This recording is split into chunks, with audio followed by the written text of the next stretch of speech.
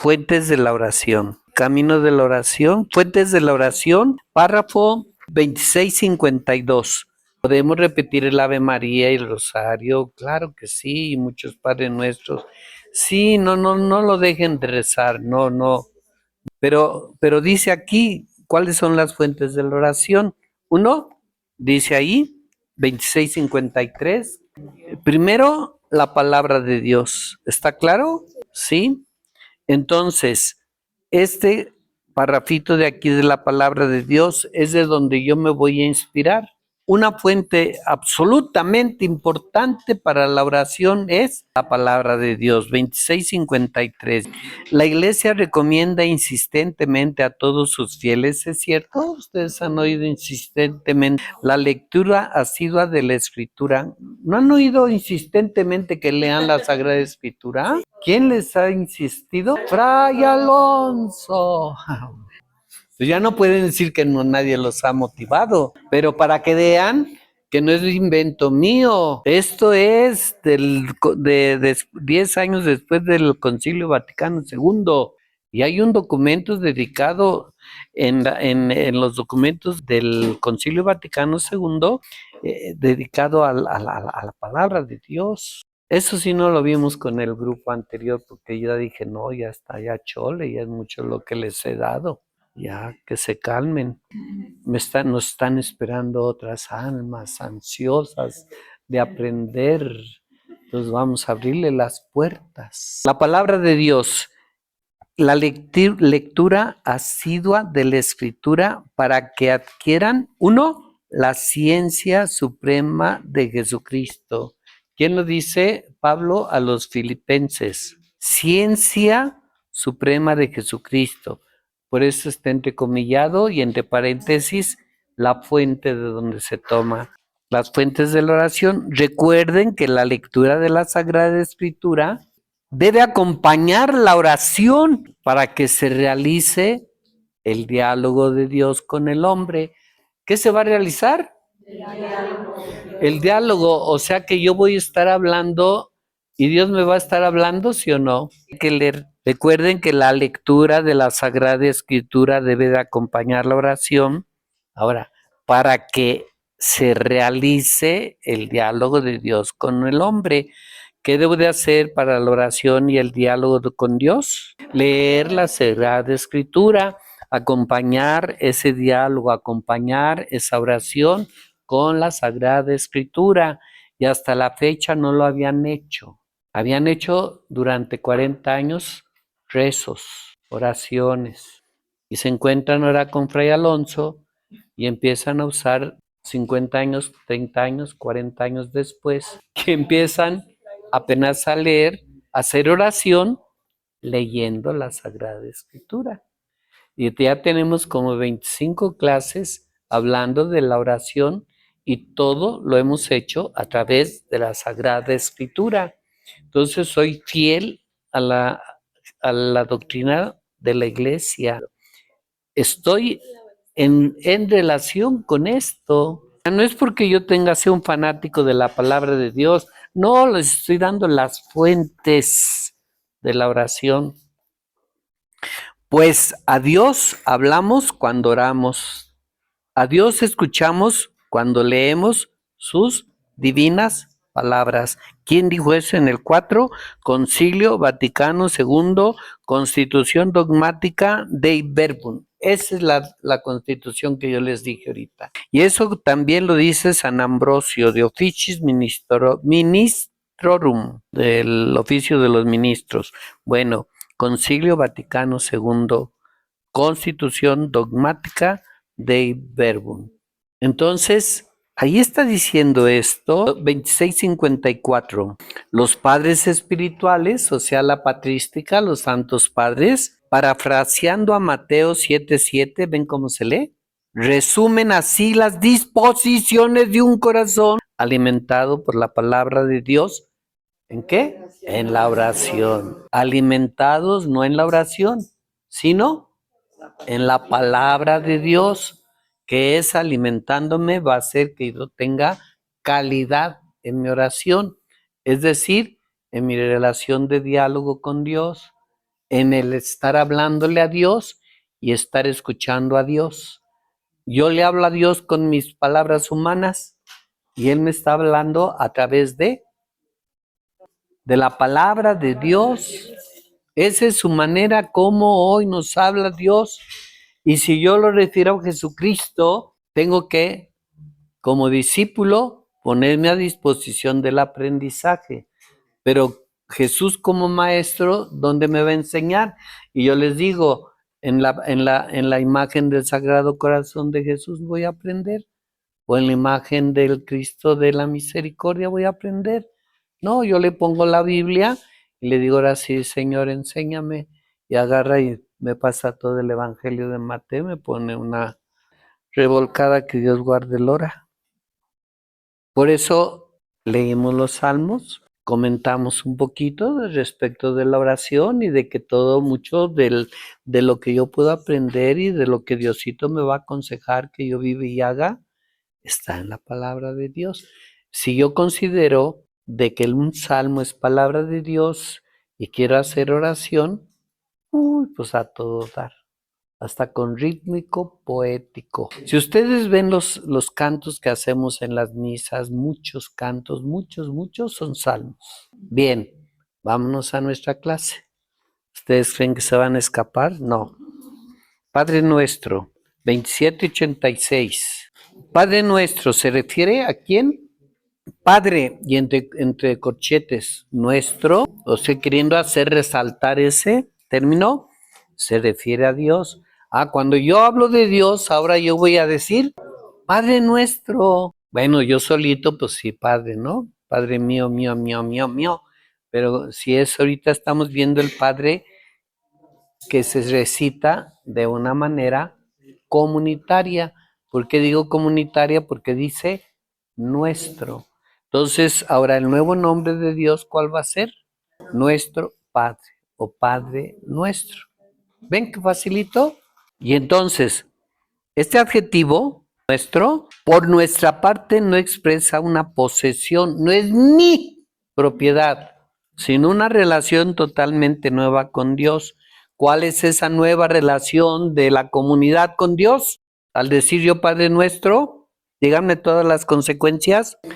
Que lo reconocemos como Padre, ya dijimos que es Padre, ya lo vimos en otros párrafos, pero ahorita estamos estudiando el nuestro. ¿Qué significa el nuestro? Cuando digo Padre nuestro, no es una posesión, no es, sino ¿qué significa nuestro? ¿Qué me da a entender cuando digo nuestro? ¿Una relación de quién? De nosotros como hijos y de entre nosotros como hermanos. Eso es lo que vamos a tener que resaltar cuando cada vez que decimos el Padre Nuestro, decimos así, Padre Nuestro.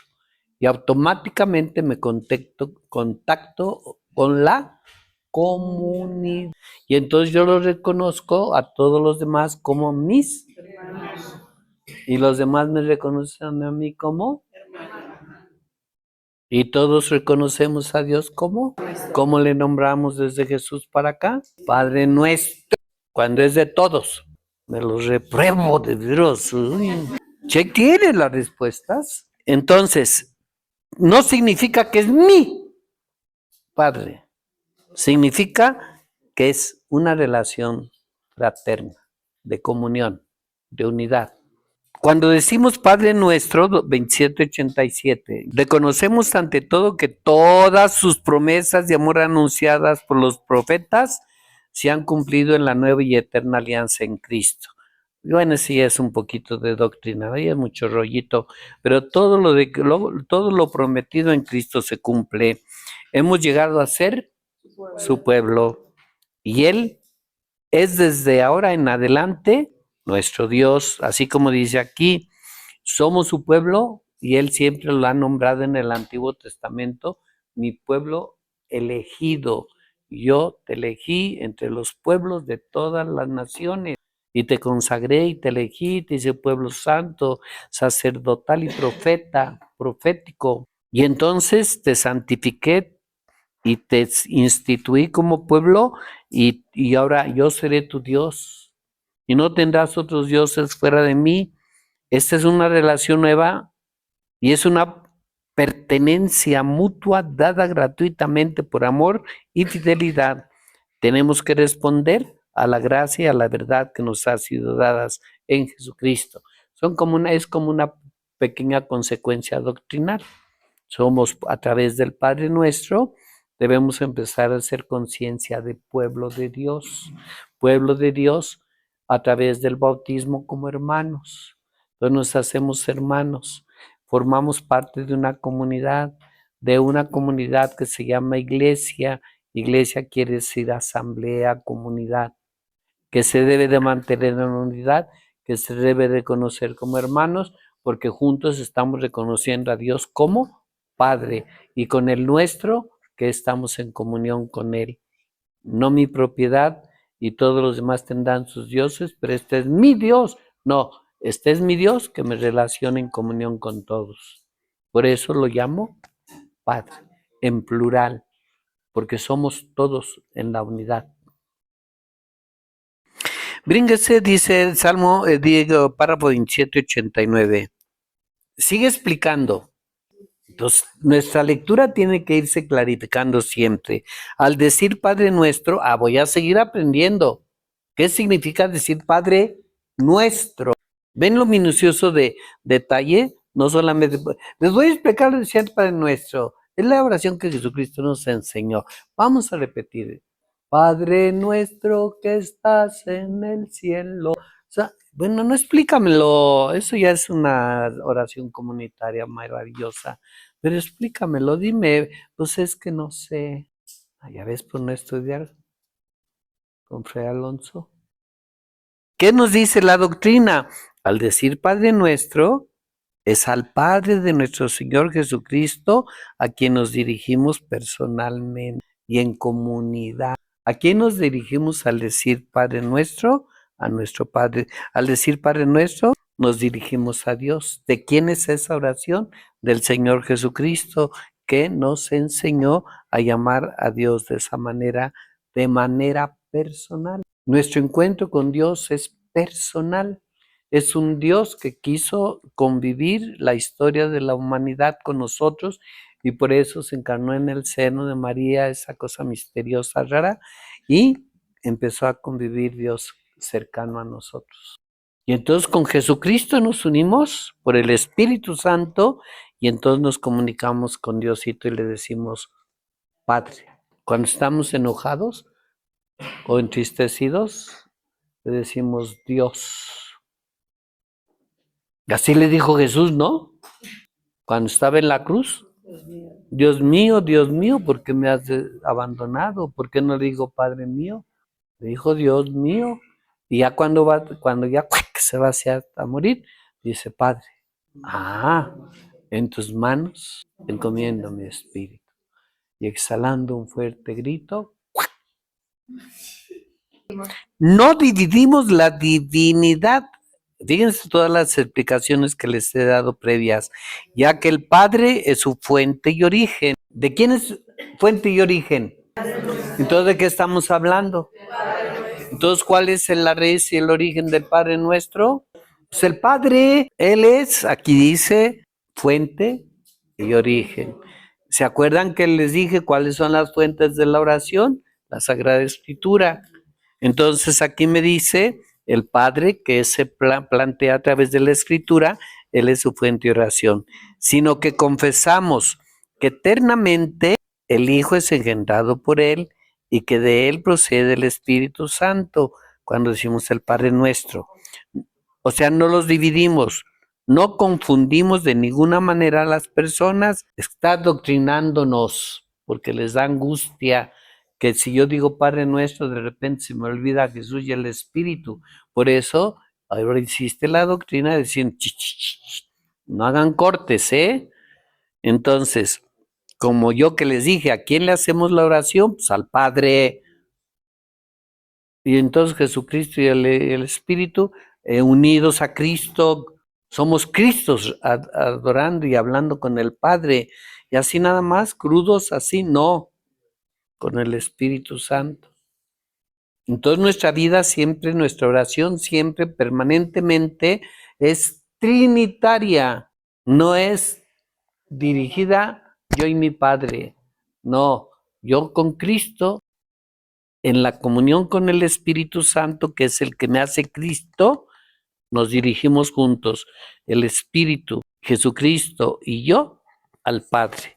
Pero como es un Padre nuestro, entonces me uno con la comunidad, fraternalmente con mis hermanos, porque el Espíritu nos une en Cristo y entonces con Cristo nos dirigimos al Padre. No confundimos de ninguna manera a las personas, ya que confesamos que nuestra comunión es con el Padre y su Hijo Jesucristo, en su único Espíritu Santo. Cuando oramos al Padre, le adoramos y glorificamos con el Hijo y el Espíritu Santo. Entonces no deben de tener miedo de que nos dirigimos al Padre. Entonces el Hijo y el Espíritu no le rezamos. Hazte Cristo con Cristo a través de la acción del Espíritu Santo. Y entonces eres Cristo dirigiéndote al Padre por la fuerza del Espíritu Santo. Entonces no le puedes rezar a Jesús, sí, pues, y al Espíritu, sí, también al Espíritu, pero no los dividas. Porque creo en ti, Padre Dios, lleno de la enseñanza de Jesús, también alabo y glorifico y agradezco al Espíritu Santo, porque es una persona divina y entonces puedo relacionarme con cada una en sus funciones dentro de mi limitación, porque entre ellos hay una comunión de acción y de misterio de relación total como Dios.